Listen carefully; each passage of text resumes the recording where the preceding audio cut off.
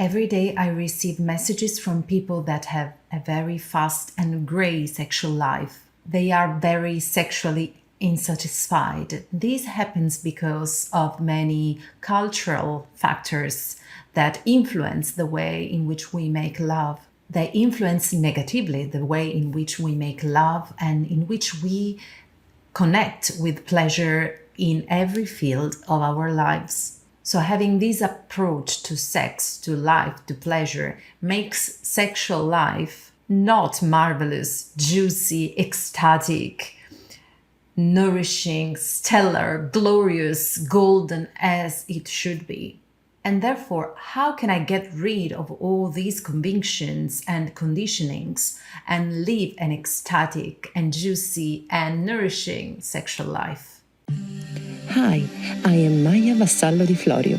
In this space, I answer the most common questions about personal blooming and empowerment.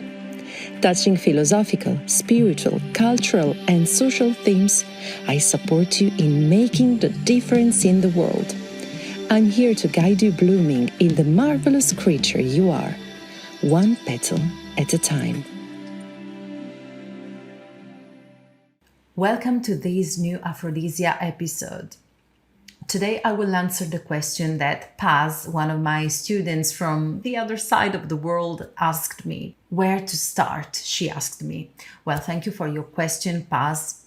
This inspired me to offer you today as a very, very special episode, a gift, a practice as a gift. So enjoy this episode. Before we start, I want to tell you something about the conditionings that we have, so you can live the practice and experience the practice into a deeper way, knowing these things. This is a gift of a practice which is for beginners, but which is at the same time very, very, very powerful and can be done even by experienced people that practice sacred sexuality. This practice is structured in a way that accompanies and guides you to live a nourishing ecstatic sexuality and Aphroditic sexuality, as I say. Therefore, after having sex with someone using this practice, which is very ancient, we won't feel depleted, we won't feel tired and with no energy. We will feel, on the contrary, full of energy, full of vital sexual energy, because they are the same thing. And we will proceed in life, walk in our lives with a smile on our face. And the energy we will develop out of this practice will pour and nourish every field, every area of our life. Because sexuality, as I said, is our vital energy and goes influencing every aspect of our existence. Living a nourishing, healthy, and juicy sexuality influences positively our relationships with our partner, with our children, with our workmates, with our boss, with whomever, with our friends, with ourselves, with everything that is. And this ancient practice is a practice that I teach in my courses about Aphroditic spirituality and philosophy, and it's called Practice of Transfiguration, which asks you and teaches you to see first yourself as a goddess before making love, and then seeing the other person, your partner, as a god or goddess. You can do it as a couple together. It's very, very beautiful and pleasure expanding and heart connecting. As a practice to do before making love.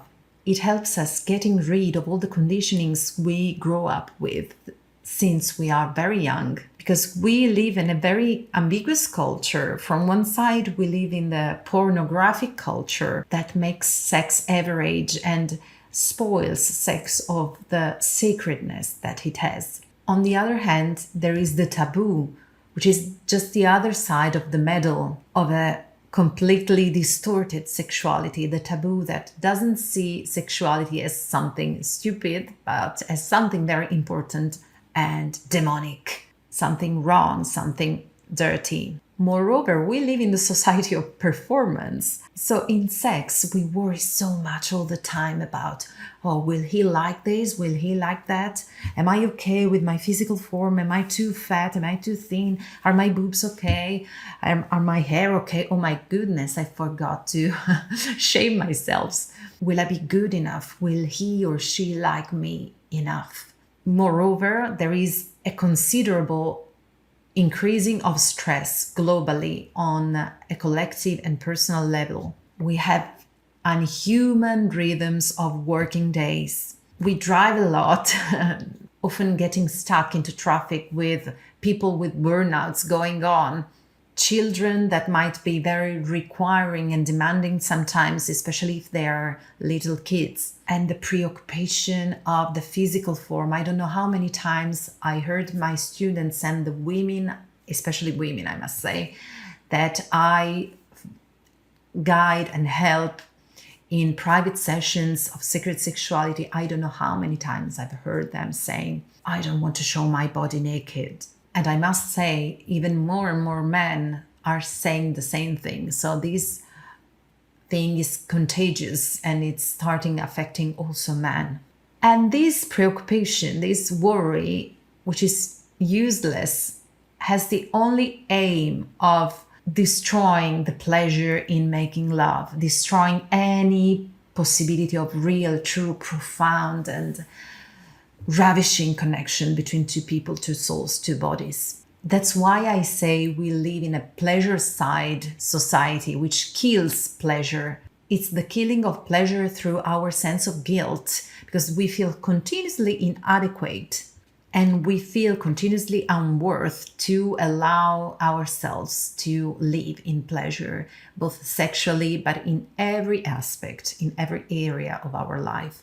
The pleasure of having an ice cream, the pleasure of stopping working a little bit before the due time and go walking on the seashore every now and then. Any kind of pleasure, really. And this conditioning slowly takes us away from pleasure. This is an education to get away from pleasure. And it's way more rooted than you think. Every day I listen and I read messages from people from all over the world. Maybe then they decide to do private sessions with me or to attend one of my trainings or short courses. They ask me, how can I get rid of these toxic conviction? How can I start opening myself up, really not in the mind, but in the body, to pleasure? Because I teach the opposite, that pleasure is sacred. In the Aphroditic philosophy and spirituality, sex and pleasure are ways of enlightenment. So they are sacred. And sacred pleasure and sacred sex are not okay with sacrifice, especially if we consider sacrifice in the meaning that it assumed lately, not in the original meaning, which is nice, but in the sense of putting aside ourselves, denying ourselves and our well-being to adhere, to stuck to something that does not belong to us just because we want to be adequate, to feel adequate for rules which are crazy, that ask us to betray ourselves. So now I ask you, are my words familiar to you? Are you ashamed of your body? Do you find it difficult to open up to pleasure in every field of your life? While making sex, are you distracted by the musts and by all the thoughts that slow down your pleasure instead of making it explode? Are you constantly concentrating on what your partner wishes? What do you think? What do you feel when you make love? What are the blocks to your pleasure? What are the obstacles? Oh my goodness, I can see the rolls of fat. Oh my goodness, I didn't shave. Oh my goodness, I'm not in the right position to look perfectly fit. What are the things that you tell yourself the most while making sex? What are the blocks that you perceive in you? What are the blocks that you see in your partner also? How do you talk to yourself, basically? What are the narrations that prevent you from having a juicy sexual life? All these preoccupations, all these thoughts and the conditionings are very, very spread. And believe me, also your partner has them. And they go accumulating and accumulating, and they become strata after strata, something that totally blocks, like a wall, the real and authentic and juicy flow of pleasure. It should be something ecstatic, but our society, indeed, our culture doesn't really want us to be in the real, authentic satisfaction, sexually speaking. So we are just to the other side of the medal. We live in a world of distorted sexuality because sex is controlled anyhow. If it wasn't, people would be free and satisfied all around. They wouldn't need anything, and capitalism wouldn't even exist probably. So once sex, it was taboo and it was controlled by telling us it's shame, and they controlled us telling us shame on you if you do sex. While on the other hand, today it's everywhere. Sex is everywhere in the spots and around streets, in the advertising, in the manifests, everywhere. So it's mere performance with pornography, it's mere show, and it lacks, in the majority of cases, of sacredness. The key to control, therefore, it's killing pleasure. My motto is pleasure makes us free. People think that just because we live in the period of sexual liberation, just because we do sex more than before, then it means we do it better. But it's not that. It's not just about making more sex. It's how we do it that makes the difference. So we are not free just because we have more sex and we have more access to pornography. Not at all. Nor we are freer because we profess ourselves to be atheists. Because we are in that kind of culture. And so believe me, I have many students that say I am an atheist, but have lots of cultural conditionings about sex, and they are so ashamed of sex and ashamed of body. And this comes from the religion, from patriarchal religions that made sex something shameful. So even if people think they're free, they aren't. And they don't have, the majority of people don't have a satisfying sexuality, believe me. Or maybe they think they have, but they have no idea that it can be much, much, much better and more ecstatic. So sometimes we can understand we have blocks, and we can go further in the exploration of sacred sexuality by looking at the way we conceive pleasure, looking at the way in which we welcome pleasure in sex and in every field of life, looking at the way in which we relate to the other partner sexually and in general. Because the relationship, the sexual and intimate relationship, is a mirror for us to know each other better and to grow.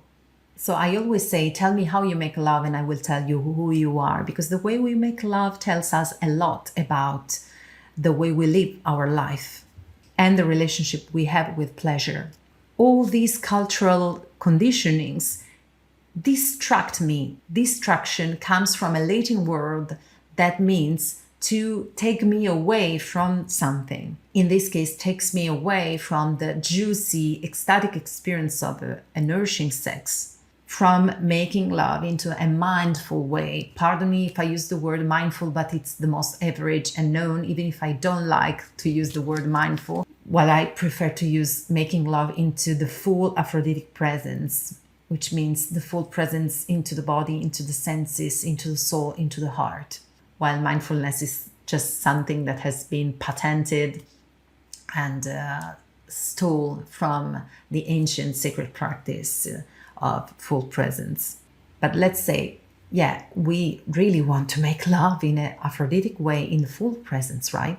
But if our senses, our nervous system records a very fast and preoccupied way of making love, we are constantly distracted from our body sensations and from the other person. And sometimes it can also lead to feeling our senses anesthetized.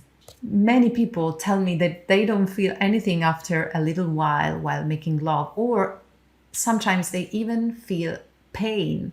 Yes, of course, because if we are totally thinking about something else, something that worries us, something that takes us away from pleasure, of course, at a certain point, we won't feel that fire of desire that makes our sexual juices flow, and it will be painful at a certain point. Of course, it will. While Aphroditic philosophy and spirituality, which is based on sacred sexuality, guides you in the passage from the conditioning to the freedom of making love with life in general, with the partner, but with life in general, expanding pleasure. How? Through lots of techniques, which little by little they become more and more advanced in a way that more and more you can proceed expanding the informations of your body, of your sensual experience, of your nervous system, welcoming more and more pleasure into the body. That's what I teach in my trainings. And stay tuned, because I will soon come up with a beautiful surprise, something sensational, which is the first thing ever in the world. So stay tuned. So in this practice of transfiguration, you will train yourself to see yourself as a goddess, and then you will train yourself to see your partner as a god or a goddess, maybe even Aphrodite goddess. Yes, because she's the goddess of beauty, harmony, sacred sexuality, the goddess of pleasure, the goddess that loves herself and loves to love, loves making love, and chooses the ways of pleasure always. She's a very powerful archetype. In fact, in my book Aphrodite Unveiled, which I hope it will be soon translated into English. Now we have just in Italian, and it was a best-selling, so I really hope it will be translated into English. I offer lots and lots of sacred practices to connect sexually, naturally, seasonally with the archetype of Aphrodite and orient our whole life to pleasure in every aspect of life. Sexual pleasure, but pleasure in general. And the wheel of Aphrodite, with all the archetypes that Aphrodite herself comprehends, is an instrument I created, and it's very powerful. So much that it's used even by psychologists to help people tune in with various aspects of themselves and collect all the parts, put back together all the parts of our fragmented psyche and our soul. So it's a very pleasurable way to integrate Aphrodite's archetype within ourselves, whether if we are men or women. So let's start. To begin, let yourself be inspired by Aphrodite archetype. Perceive yourself as this beautiful goddess for 5 minutes. With the practice of transfiguration, there is no more space to be preoccupied of all the things, all the chatting in your mind, because we will be busy in perceiving ourselves as goddess and perceiving then the other as god or goddess. We will be occupied in something way more important and more interesting. Only in this way, sex can be a very ecstatic, powerful, expanding, nourishing, healthy, juicy experience of communication. Because yes, sex is communication, and communication is mutual gift. In fact, the word munin, communication, means gift. So we really want to share gifts, the gifts of our souls and bodies. Fusing without confusing with the other person, right? Having the experience to fuse and part again in the same dance of the waves of the sea that come and go, in the same dance of the breathing, in breath and out breath, in the same dance of the heartbeat. The same dance of the heartbeat of Mother Earth, the same pulse of the universe that contracts and relaxes, the same way we want to meet the other and then part, to meet again and then part. This is the dance of love, the dance of sex. The beautiful thing of the dance of love and sex is that we join and we part again, we join and we part again. So in this way we keep alive the flame of desire, the desire to be one again with the other person. If we are always together, always one, there is no more desire, there is no more tension one towards the other. While we want to meet again and recognize ourselves again and again and again, knowing each other as divine beings. So first thing to do is to prepare the space, dimming the lights, and maybe you want to light some candles, some incense or perfumed candles if you don't like the incense. Some adequate music. On my podcast Aphrodisia, you will also find an area where there are Aphroditic musics and songs which you can use as a playlist for making love. But you can also create your playlist of making love by yourself or with your partner. Now I want to do a disclaimer. I'm not telling you that every time you want to make love, you have to prepare the space in this way. Otherwise, it's going to be very long. There are times in which you want just to make love out of the blue. For example, it happened with my husband. It happens very, very often that we want to make love in nature, and sometimes when we can, we do it. It happened lately in a place which is a sacred place in nature, and we saw there was nobody on the pathway, and we just were ravished by the energies of nature. And it's something that I really advise you. It's a practice of ecosexuality that helps you and the couple to commune with nature, with the ancestors, and to really comprehend what the ancestors felt while making love in nature. It's something telluric, tonic, something fiery, something elemental, something raw. It's so powerful, and the pleasure, it's exploding, really. This is the way of making love I prefer during sex, making love in nature.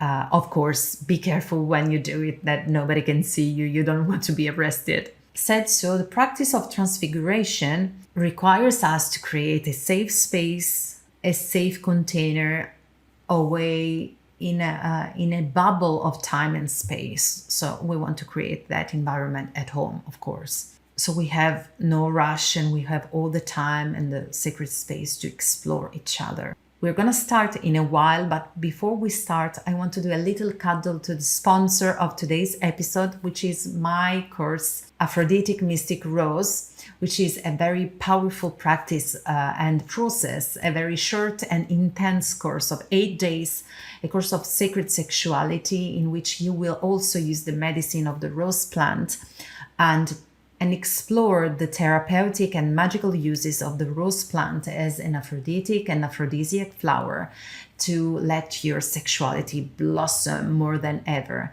And there are lots of kitchen magic practices, sexual magic practices. So really have a look. I will drop the link to have a look to the course and subscribe if you want to, and revolutionize your sexuality through the medicine plant of the rose. Or if you want to explore more sacred sexuality individually, I also offer individual sessions, and in the description I will drop also the link to subscribe and to book your private sessions to work with me on sacred sexuality.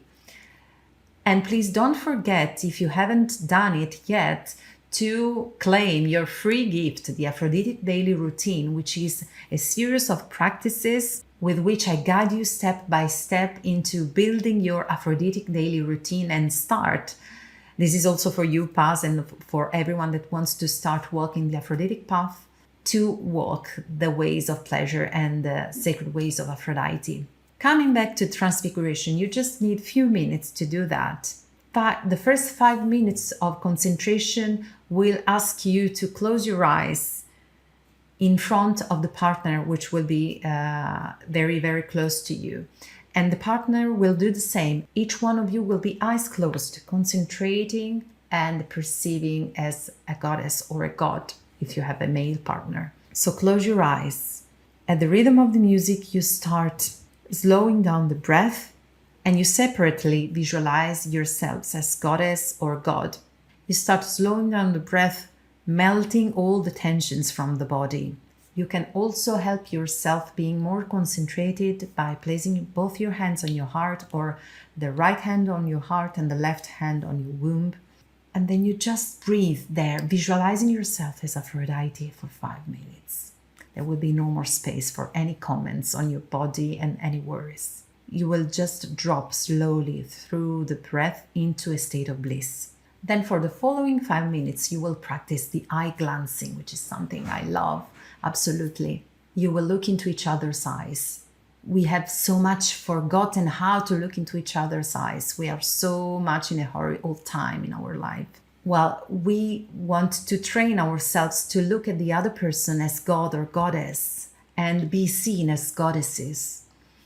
So to be seen through the Aphroditic eyes of beauty, harmony, and love.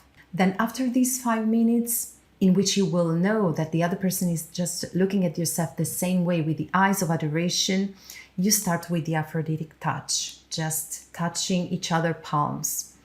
And then you will start a very slow exploration of each other bodies. There is no rush towards penetration, no rush towards sexual intercourse, no rush towards orgasms. You just explore each other body as if it were totally new. So concentrate on your pleasure, on what you feel, not just on the other person. Just concentrate on the feelings of the touch and the senses. Concentrate on the feelings and sensations that your body feel. Concentrating on your pleasure will multiply the pleasure also of the other person. And it will be a dance of expansion of pleasure. So when I say concentrate on your pleasure, I'm not saying masturbate with the other person's body, no. But just listen to your pleasure and to the other person's pleasure, including his or her experience into yours, but with never forgetting about what you are experiencing. Be always aware. And this will expand your pleasure too, and the pleasure of the couple. And this will bring you to ecstasy. The penetration, the orgasm will happen if and only if you cannot resist any longer and your body craves the other person. So your yoni will open, will become more juicy, and will be lubricated by herself. No need to use lubricants unless you really need to. But don't be pushy, don't be in a hurry. Just let your bodies explore and stay in the communion, staying in the exploration, staying in this communication of body and bodies and senses. And the penetration, just let it happen if and only if you cannot resist any longer to join with the other one. And the orgasm, this is not the objective. It will happen, and it will be good if it happens. If it doesn't happen, okay as well. So just concentrate on honoring each other and venerating each other, like Aphrodite's Roman name, Venus. Venerate each other as God and Goddess. And if your thoughts start coming back, come back to pleasure, because pleasure roots yourself, grounds yourself, and centers yourself into the body. In these, help each other to stay into the body, to stay into the pleasure. And you will see if the other person is going away with thoughts, so you will help him or her, and the other person will do the same with you. So pleasure makes you free, pleasure makes you whole, pleasure makes you embodied. Well, I hope this episode of Aphrodisia was very useful to you. Please let me know with a comment. You can write me here on YouTube. If you're listening from YouTube, here on the podcast, there is no way to drop comments, so you can write me privately. Please let me know, because this is a very hot theme that is very, very important for so many people. I've received so many messages about that, and I really want to know how this practice changed your way of making love, helped you getting rid of all the conditionings and the blocks, and influenced positively every aspect and area of your life. I'm really curious to know that. It's very important to know your feedback. Remember, there are many links and gifts in the description for you. I thank you for being here. The way to support Aphrodisia, the best ways are, of course, to share Aphrodisia with all those people out there, to let them know there is a better way of making love, a very juicy way of staying in the world, to live in an Aphroditic world, so you can help other people to do the love revolution and sexual revolution, which is something that can really change the world, believe me. Another way is to subscribe to my YouTube and podcast channel. And please remember to click on the bell icon to receive a notification every time that a new episode is born. And of course, you can leave me a 5-star if you're listening to the podcast, or you can write me your feedback just on YouTube, and it will be my pleasure to read you and answer you personally. Well, as always, I wait for you in the next Aphrodisia episode next Monday. And I thank you. Aphroditic blessings to you and much pleasure all over your week.